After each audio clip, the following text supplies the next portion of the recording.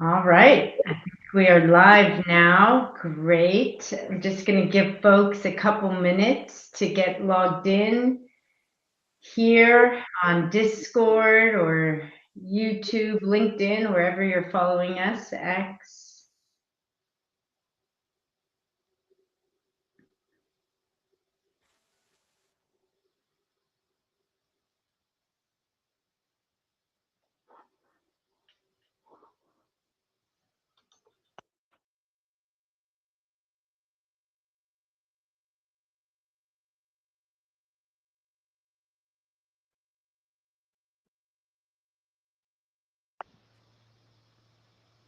Welcome to all those joining us. Just going to give it another minute until we get the green light from our team. These folks are getting signed in here.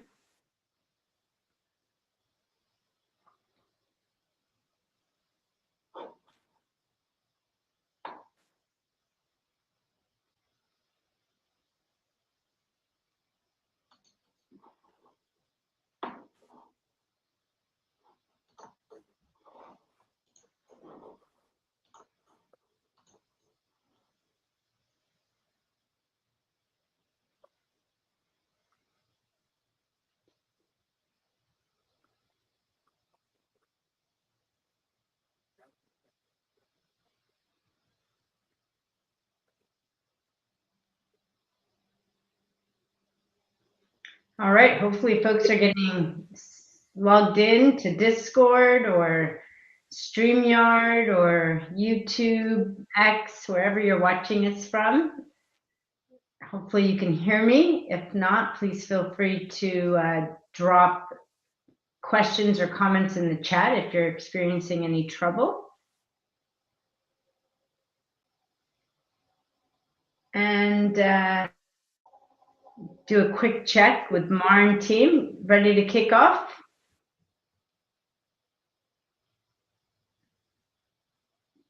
All right. Well, great. Thank you. And welcome everybody to Tech for Palestine's community call. We have a number of exciting updates we want to share with you.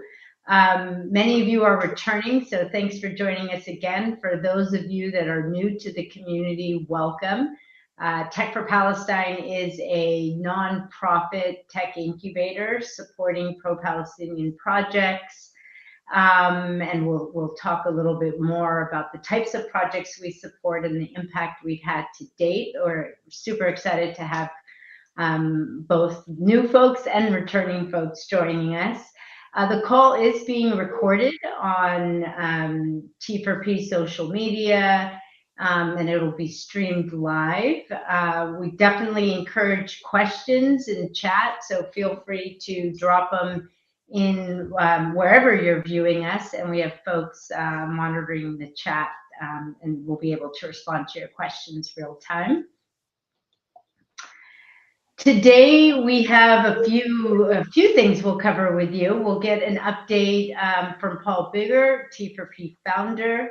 Mohammed will share with us what's happening in the incubator and give us an update on some exciting new projects that we have. I'll talk about some volunteering opportunities and areas where we could definitely use some support from the community.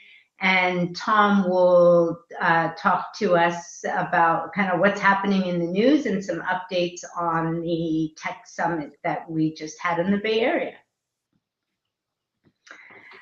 With that, I am going to pass it. Is it Tom? Are you going to cover some org updates and tech news, I believe? Yeah, I don't think we have tech news today, but we do have a summit overview and an upscroll. So yeah, hi everybody. As you may know, we had our inaugural Tech for Palestine summit in London last year with about 100 people, and that was fun, and we learned a lot and had a lot of good connections there. We did our inaugural US one in Mountain View, California, a few weeks ago, and This one was a little bit bigger. We had about 500 or 600 attendees. We had 12 panel sessions throughout the day with 19 different speakers. We had founders, CEOs, communication professionals, advisors, educators, activists, just all walks of life there. Some of the people who I was really happy to meet and hear from are our keynote speaker, Amjad Masad, who's responsible for building the company Replit, which makes a really good AI-assisted coding platform. Hani Al-Madoun, who's from UNRWA USA and also runs Gaza Soup Kitchen. Just a really great guy and really interesting to listen to. And then a senatorial candidate from my own state of Michigan was there, Abdul Al-Sayed, in his professional capacity, not as a political capacity. But it was good to be able to meet and talk to him and listen to him talk as well. Also, activists like Greg Stoker and Josephine Gilbo were there. Content creators like Riverwand and Queen of Palestine, both of whom you really should follow on social media if you're not already, as well as others were there. And then projects, of course, that we incubate at Tech for Palestine, such as Revolutionized Brands, who makes really incredible coats with Tatriz patterns and such, and Wasla Connect, just to name a couple of the projects that were there. So it was a great time. A lot of people had a good experience. There was good food. There was music. There was dancing, apparently, after I went back to my hotel because I couldn't stay standing for another hour. But yeah, we had all kinds of panels, all kinds of interesting discussions. One of those pictures there was me moderating a panel called Leading with a Moral Compass. And that was with Amir Nathuz, on the founder of OutSchool and on our board, as well as the CEO of The Intercept, Annie Chable, and another founder from a blockchain company whose name is escaping me at the moment. But yeah, good panel and lots of interesting information went around the whole time. And then we wrapped up with Issam Hijazi giving an introduction to Upscrolled, which is another project that we have incubated. And then Aza got up and closed us out by talking about Tech for Palestine's new membership model. So we'll probably hear more about that later. But yeah, that was the summit. It was a lot of fun. We are in the process of putting together the next one, which is probably going to be in April. Well, it's definitely going to be in April and in Barcelona, but the date's not set yet. So keep your eye out for that one. Should be a lot of fun as well. Yeah, so speaking of Upscrolled, so when Issam came to us last summer, he had built this social media app that was kind of a combination of Instagram and Twitter and TikTok. And he gave us a demo of it. And, our first thought, of course, was like, this is a very, very hard thing to do, to compete with these billionaire companies that run social medias, but also something really important because there's so much shadow banning and censorship of pro-Palestinian voices on mainstream social media. It really seems important to have an alternative that commits to not doing those things. So when Issam introduced us to Upscroll, there were 70 users, 70, mostly his family and friends. And I think I'm like user number 75, perhaps. But within 6 months, he had built that user base up to 150,000. And I actually sat on a panel about digital rights with Issam at ArabCon last year. And trust me when I say that every single person that this guy meets, he encourages them to download Upscrolled and create an account. So he's a really dedicated sales guy. So he built that user base up to 150K, by the skin of his teeth.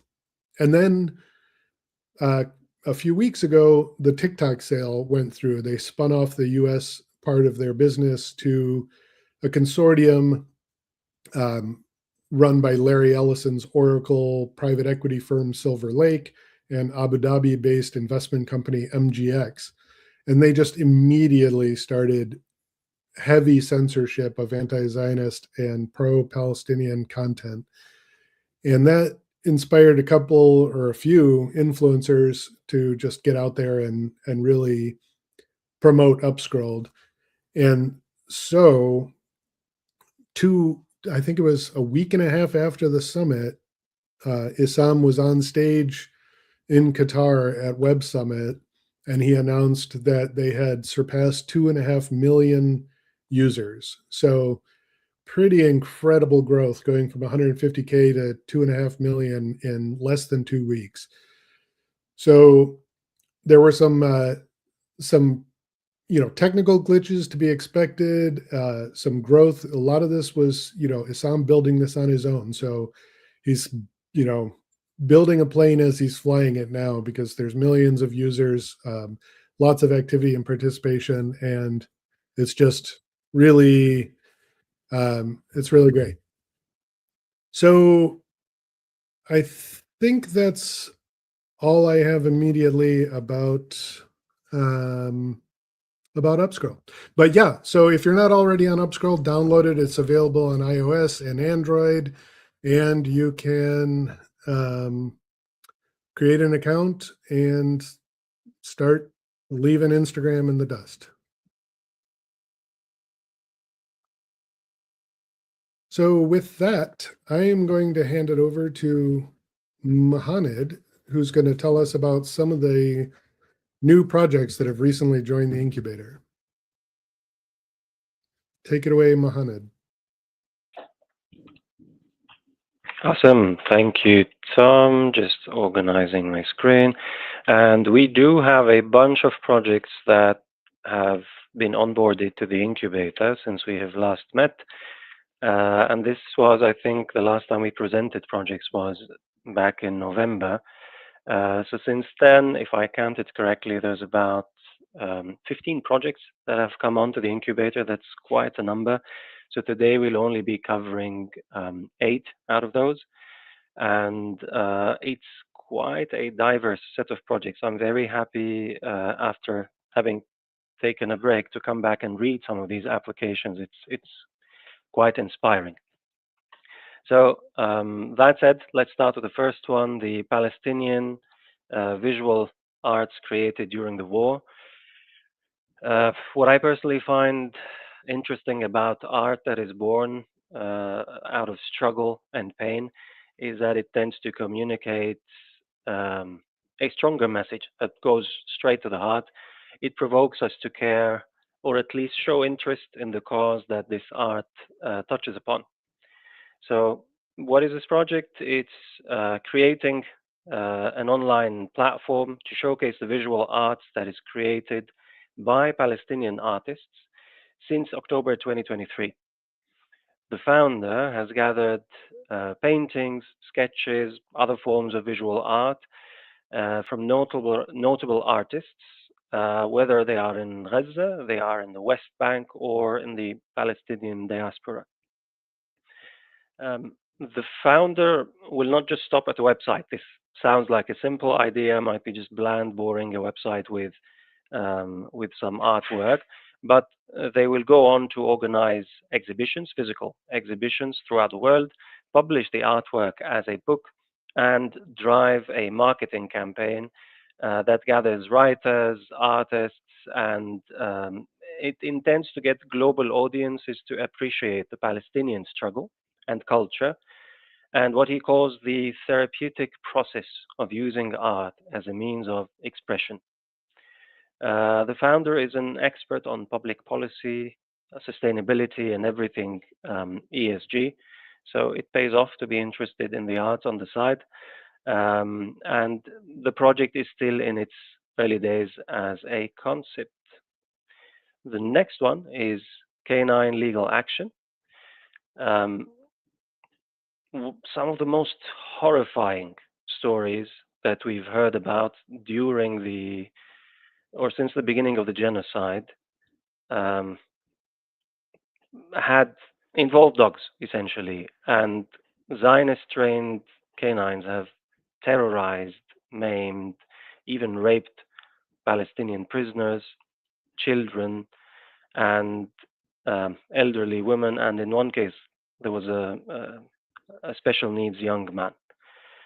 So our founder is just as disgusted as the rest of us are by this, and she decided to take action by collecting information and evidence, more importantly, about these companies selling and training the dogs to the Israeli army and prison authority, um, report them to the animal welfare, find their employees, ban them from working with animals for life, and then involve human and animal rights organizations to enforce fines and compensation.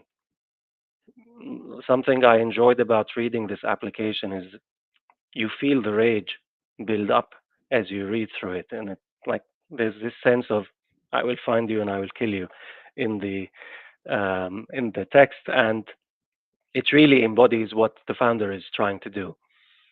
So this might seem like a simple research project, but I think we should all acknowledge the effort our brave founder has to spend digging for evidence. This can be draining mentally and emotionally. I personally find it very difficult to stomach or even read one of these witness accounts. So, mind you, going through a pile of them. Project is still, again, in its concept phase as well. It's a recent joiner. And on that, I have my first question to Paul. Paul, how can T4P help with finding evidence on crimes committed by canines or by the trainers of the canines, more like it? So, if people have seen content or articles or research about it, and especially if you've heard of companies that are in your area, in your country, that are providing these dogs for training, that is one area. Sort of get in touch with the project lead, and you can do that in the Canine Legal Action channel on Discord. But one of the other interesting ways here is that this isn't just a campaign for people who are interested in Palestine and protecting Palestinians, but it's also something that's for people who love dogs, which is vast majority of the world. And from a strategic point of view, Tech for Palestine looks for ways of bringing the Palestinian narrative into other areas, to people who haven't heard about Palestine, and to tell the story of how their concerns and our concerns have have a lot of overlap. It's intersectional. So this is really something where animal rights committees, dog lovers, dog influencers. There's so many people who can be brought this story.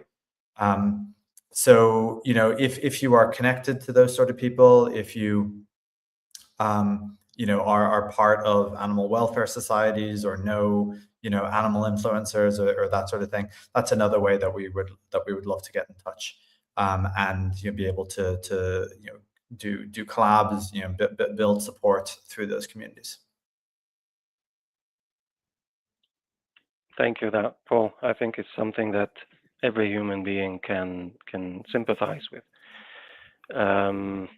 Okay, so that was let's see, Canine Legal Action. The next one, Ummah, your digital Muslim community. Now, Ummah means nation, or the Muslim nation. Global Zionism thrives on our differences and fragmentation globally, everyone. But this is especially true of the Muslim Ummah or nation. Muslims have this collective consciousness of a common identity, of a nation that strives to make the world a better place and stand up against oppression and injustice, which doesn't really work well for Israel embodying these values essentially. So the Zionist state has spent decades attempting to spread discourse amongst Muslims, most recently even using their cyber warfare unit, Unit 8200, comments, fake profiles, and the like on social media, focusing on discord and spreading differences. So our founders are trying to go in the other direction by uniting the Ummah, by bringing Muslims together. And they're doing that by building what they call the digital infrastructure for the Ummah. Ummah application is a digital ecosystem built on Islamic values, unifying masjids or mosques, events, and businesses into one platform. They empower communities with features like verified data, ethical social engagement, and powerful event management tools. What I really like about it is they also have an ambassador, a highly leveraged ambassador program, which aims to have a decentralized, grassroots, worldwide expansion. So these ambassadors will take this to more cities, more countries, more communities or Muslim communities throughout the world. To speak a bit about the founders, this is a high caliber team who have built enterprise products and delivered viral growth before.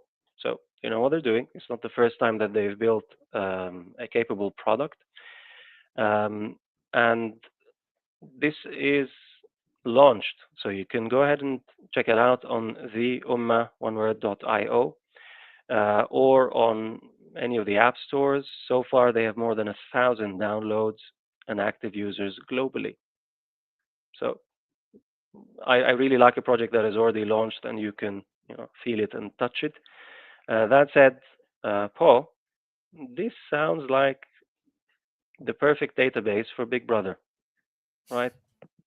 Select all users, round them up.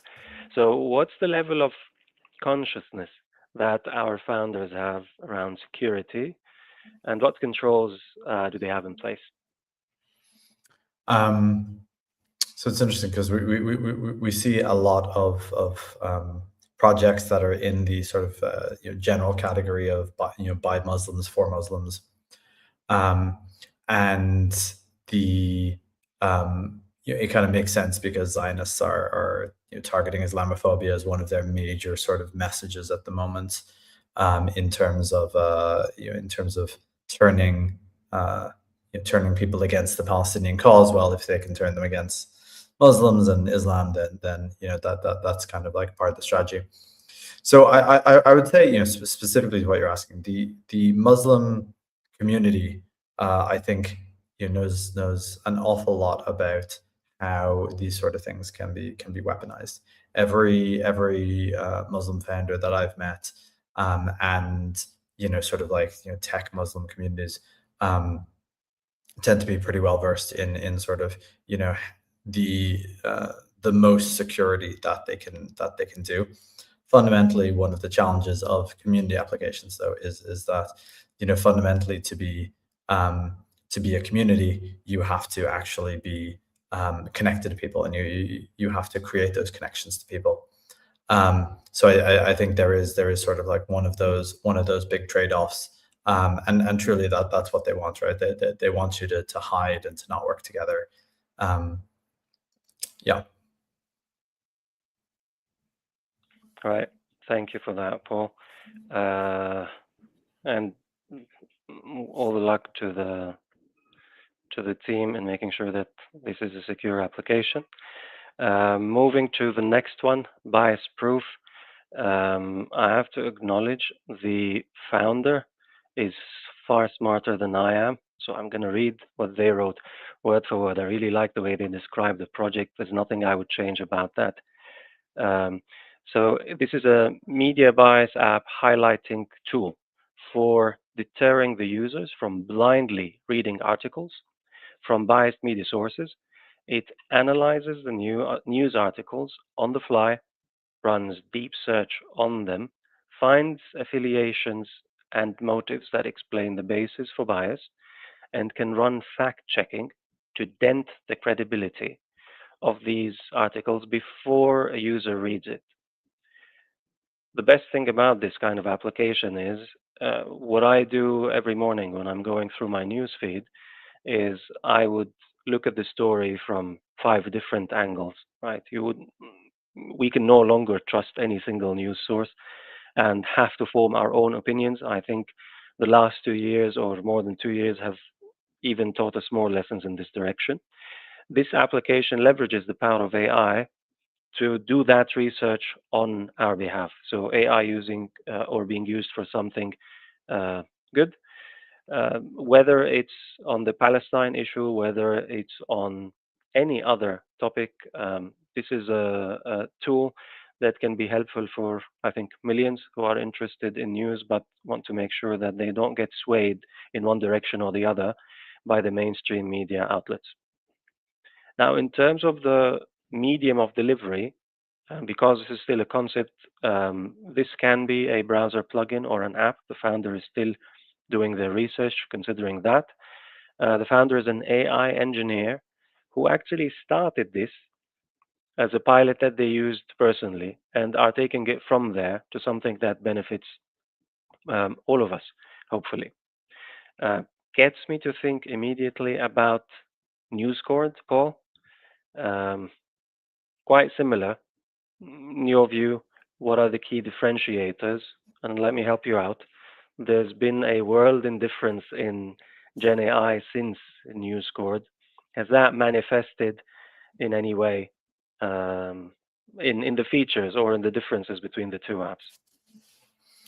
Yeah, so I think that there's some sort of like difference in technology, between the range of media bias apps that we support and others that are out there. But I think the main sort of thing is the audience for them. So, for example, Media Bias Meter and NewsCord, they do very similar stuff. There's a lot of overlap in terms of what they do and how they do it. But Media Bias Meter works with watchdog agencies, media literacy groups, and produces or helps produce reports about specific media outlets, whereas NewsCord is far more focused on a direct consumer market. Has an app for news readers themselves to use and to read and to understand the media. This one is a little bit focused on social media and trying to understand how the bias spreads throughout social media, and how the media bias is spread on social media, and making sure that when these articles are shared on social media, that the bias of the articles is brought to the attention of the readers. Got you. Looking forward for an even more advanced version of NewsCord. I would hope to say it would be great to have both applications on our portfolio, catering to even a bigger set of audiences. I think in this case, indeed, the more the merrier. Okay, so moving to the next one, MedSupport Gaza. MedSupport Gaza is a digital health platform that is designed to bridge the critical healthcare access gap in Gaza. Similar areas with crises, this works everywhere where you have a crisis and scarcity of healthcare services. It connects patients, volunteers, doctors for remote medical consultation. The intent of the platform, the founders are trying to support people who cannot access clinics due to either overcrowding, due to the high costs, or even conflict. The app will help patients find available medicines in nearby pharmacies as well. So it's finding the doctors, remote appointments, and also helps with finding the medicines. And what I find really interesting about it is the level of scalability that this project has. Uh, Beyond just the applicability in any conflict zone whatsoever, and the immediate need or benefit that this would have in Palestine, I would say this is scalable, as the team also intends to do, with partnerships. So the team wants to partner with NGOs and other groups that are interested in providing healthcare in conflict zones. And this immediately gives you a different level in terms of the access to SMEs, to doctors, to the quality of service. So this acts as a platform that immediately provides care to patients who are in desperate need for it. Paul, one last question for you. I just thought of this one. This is healthcare, and healthcare usually needs some special guardrails. I don't think we have done many of those in T4P. So what's been your experience so far coaching the team? Does anything stand up as a specific concern or compliance activity that the team has been focusing on? So we've avoided doing healthcare at T4P because we, it can be something that's easy to do wrong, and primarily we're focused on advocacy, but we do like to support projects within Gaza, obviously, and so this one came to us, and one of the things we noticed is that it was currently being done, the sort of like, pre-app version of it was being done, across WhatsApp groups and that sort of thing. And so it was something where, suffice to say the HIPAA compliance was not top of priority for people who were, in a war zone. So it was definitely something where the app itself, has much better, security and much better, support for the right kind of privacy than could be had in what was being done before. But longer term, we are trying to bring on some form of sort of healthcare committee at Tech for Palestine that can support us on sort of like these decisions and what projects to bring on and vetting and that kind of thing.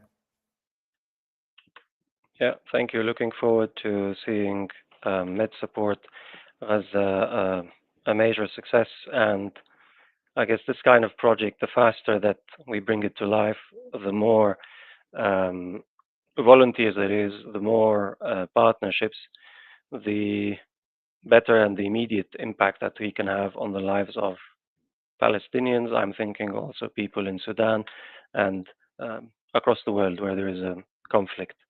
The Med Support Gaza solution is up and running. You can find, I think the team will drop the links online. You're able to visit their website, and they also look for volunteers, especially medical professional volunteers. So if you have that in you, please do have a look and apply. Now, I'm conscious of time. I think I'm a bit overexcited about the amount of projects and how diverse the set of projects that we have today. I'll probably cover one more, and I'm going to apologize to our friends from Share City and the campaign against the anti-Muslim hate. We'll cover those in the next call. Otherwise, Azza will be really upset with me for messing up her schedule. Right, so let's talk about Justice 48. Justice 48 bridges the grassroots activism and legal advocacy to empower communities worldwide in the fight for Palestinian justice. They provide legal education, combat disinformation, and they connect advocates to meaningful legal action through the Justice Tracker platform, creating unified front demanding accountability for the ongoing genocide and decades of systematic oppression. The website for Justice 48 is up and running. It's justice48.org. You can look at that.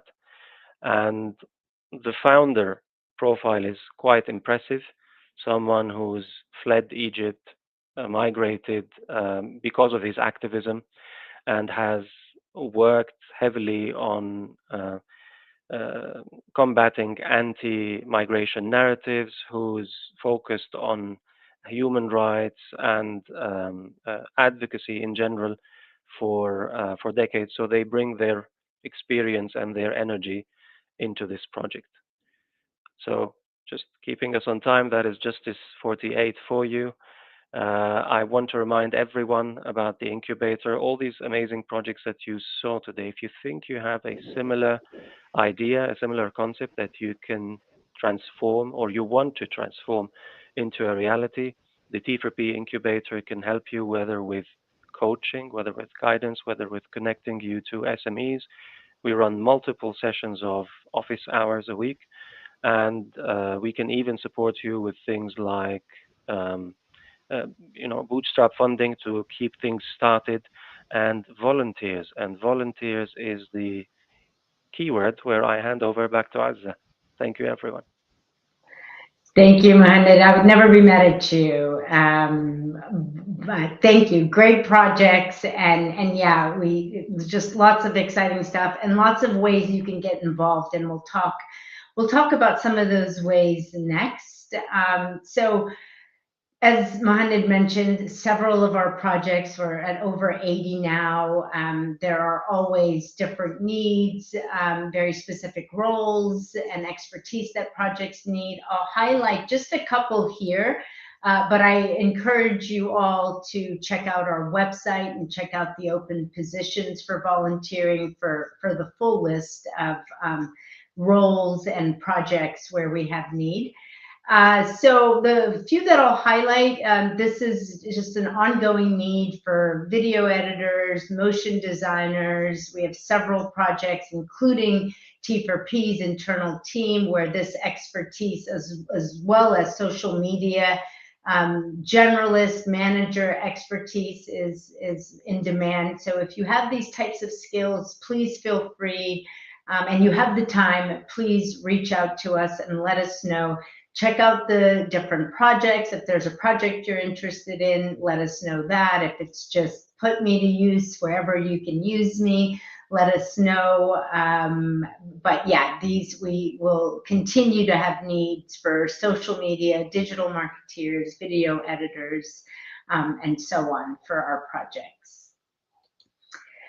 The others that I'll point out are kind of in the accounting and finance tax related areas. So Tribex, if you have skills, accounting skills in France, then there's definitely a need with the Tribex team. Let us know if that's something you can support. For these roles and the other roles, if you have, 4 to 5 hours a week, that's enough to really move the needle and make a difference if that's something you can commit to reliably. We are also looking for a tax and accounting specialist for our tax compliance initiative, in making sure we're keeping charities accountable. So these are great areas if you have these expertise where you can lend your skills and time and really help advance the projects quite a bit. Additionally, we're looking for some specific technical roles. There are more listed on the website, but the one I'll highlight here is for Ethics VC, for a front-end developer, kind of focused on WordPress and application UI. If that's something you have time to participate in, you can check out the website for all the details. Let us know, and then we'll talk more about membership in the coming section. But as we are kind of ramping up our new model, we are looking for onboarding and community care volunteers to help with membership onboarding. You would be one of the first faces of Tech for Palestine to newly joined members. You would be doing onboarding calls. You'd help people kind of understand the T4P model and help them engage and figure out where they can add value based on their skills and interests, adding them to our tool. So it's a very important role for us. And ideally, we're looking for people that have at least 8 to 10 hours a week that they can commit to this and are comfortable and available to do video calls and meet with people kind of face-to-face remotely, and follow up with members as needed as well. So if that is an interesting role, we'll provide tools and resources and scripts to use as we look to gear up our membership program. Again, lots of ways to get involved. This is just one of them. We'll touch on some other ways, but if you are interested in volunteering, I'd say be realistic about how many hours you can reliably commit to, and what your goals are and what you're looking for. Look at our open positions, submit a volunteer form, and let us know where you're able to contribute and your time availability and the skills you have, and we'll do our best to find a great match on one of our projects or internally at T4P. I want to share briefly a little bit about Mighty Missions. It's a community that we launched not that long ago, and we've had real great success. It's a way for people that don't have maybe a ton of time or just have availability, and they're willing to help support very small but meaningful actions that have real impact. We launched it a few months ago. We have a Discord community, and we have a Signal group, and we've had lots of success so far. So each week, sometimes multiple times a week, we share a mission. These missions are curated by our team. We look at them. We look for things that are kind of simple to execute, simple but still very strategic and powerful.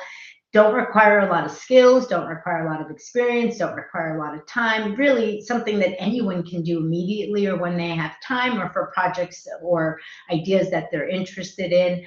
And by doing it this way and opening it up to several people worldwide, it allows us to have very strategic impact and make a difference. And we've seen really good success with that. I can share just a couple of examples. We will commonly share projects that are early stage or they're getting ready to launch, and they want some additional user testing, QA testing, or they're just looking for feedback from the community.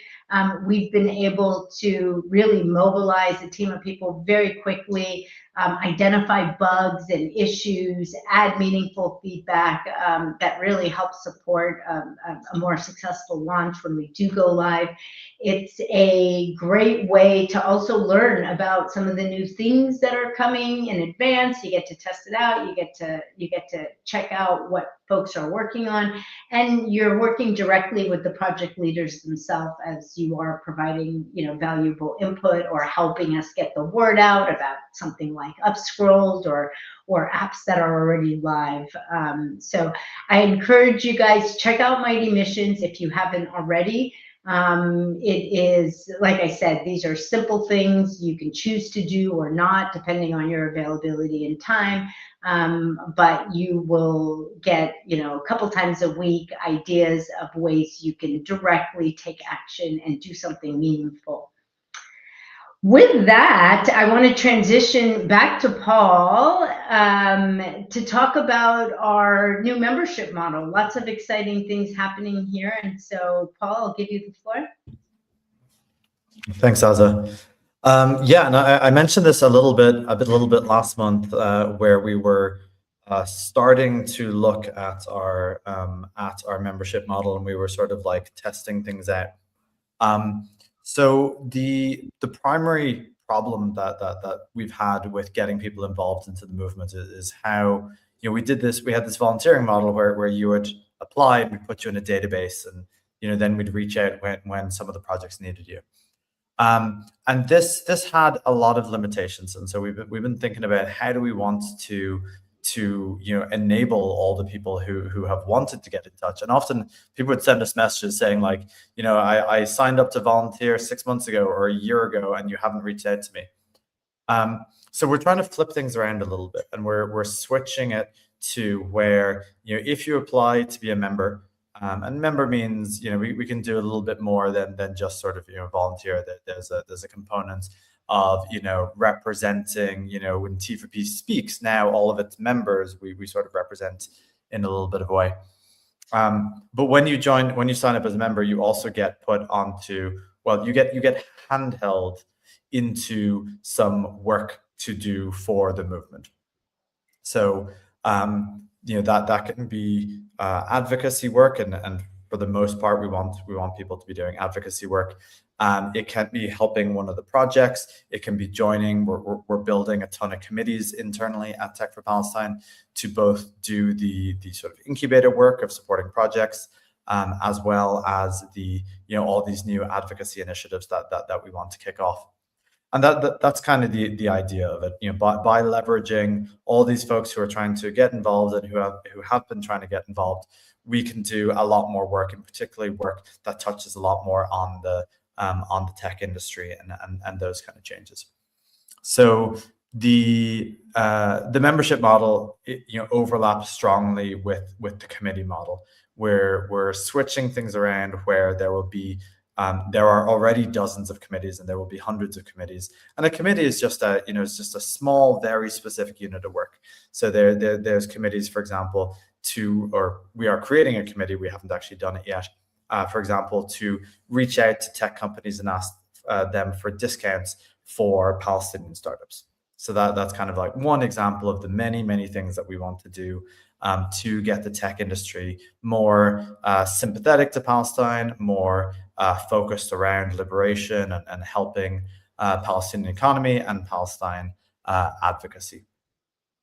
So if you want to take part in this, if you want to be a member of T4P, we will be spinning it up over the next probably really kicking off in March is my hope that we'll be announcing publicly. And at the moment, what we're doing is we're getting people from, who are a little bit tighter in T4P, who take part in the Discord, who sign up for these meetings, who know a little bit more about T4P.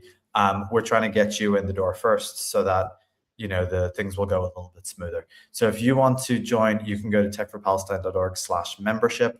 I'm sure someone is dropping a link on whatever platform you're on, and sign up for the membership. It is, we do charge for membership, which is a little bit odd. Well, it's normal for membership, but it's odd to sort of like, put you to work after you pay, but that's sort of the model a little bit. But it is pay what you can, and with room for, if you're unbanked or something like that, you can get an exemption on that.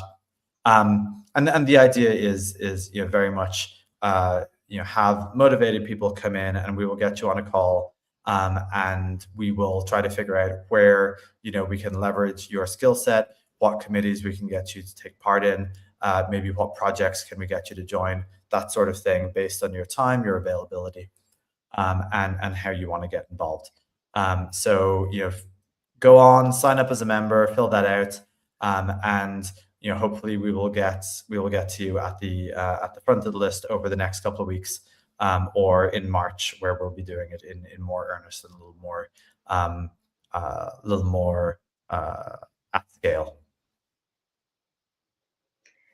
Great, super, Paul. Thank you, and very exciting. I think it's a very important milestone for Tech for Palestine. We've had great success in the couple of years we've been around, and some really great projects coming out of the team, and up to almost 100 projects already. And this is a great way to one, allow us to scale to several thousand projects, and a great way for folks that are truly committed to really show their commitment level and participate much more actively and directly. So super excited for this, and let's look forward to seeing how this evolves over the next several months.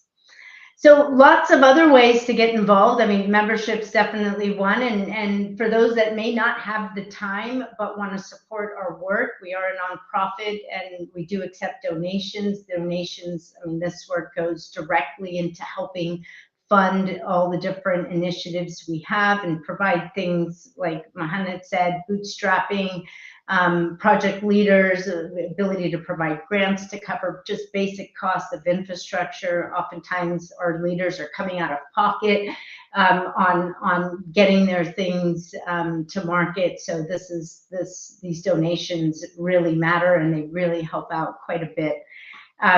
Continue to follow us. You know, our community continues to grow, the movement keeps building, and it makes a difference. There is strength in numbers, and so join our discussion, stay active, follow us on the different socials we're on, and share with your friends and family.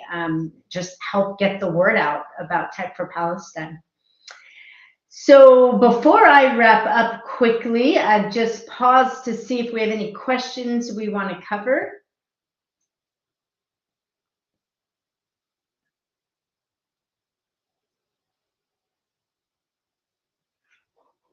And if I go to the comments, I think I'm going to lose my screen. Is there anything, Paul or Mar, that you guys want to highlight? There's a couple that I see. So one question from Ahmed: I'd love to be on the incubator team. How can I be involved? So we are sort of like breaking up the incubator team into different committees with the goal of allowing people, allowing members to get more involved. So the way there is to join as a member, and we will figure out where in the incubator team you can be most useful and where we need it the most.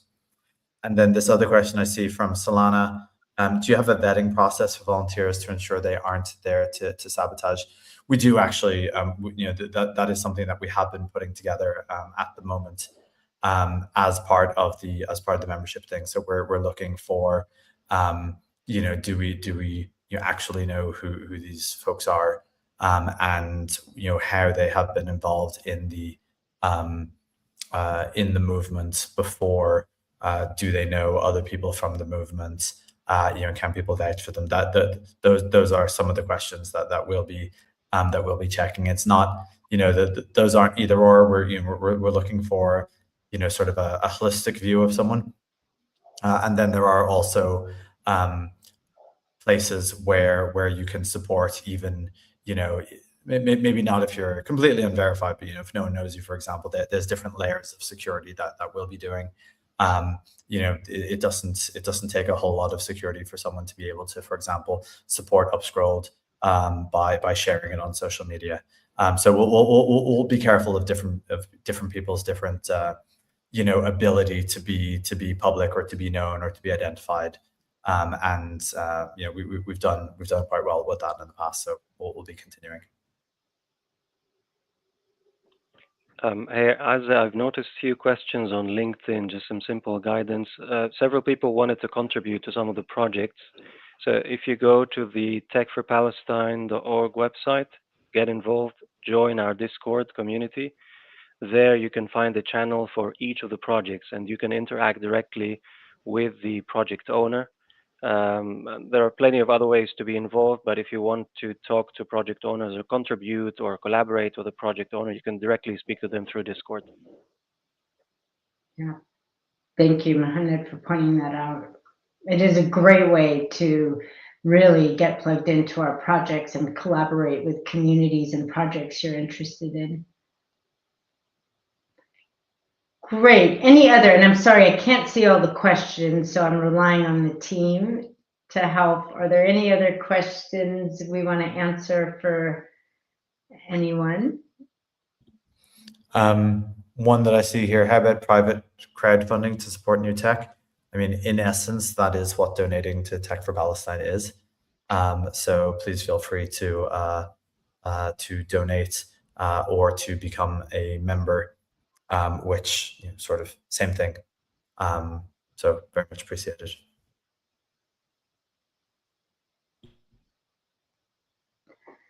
All right.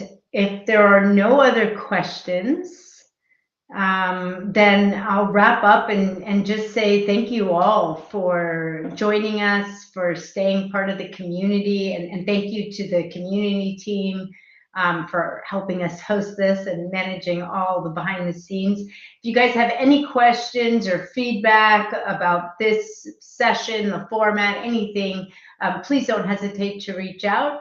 And with that, I wish you guys all the best. Happy Ramadan for all those that will start fasting next week. And we'll catch you next time. Have a good one. Thank you all.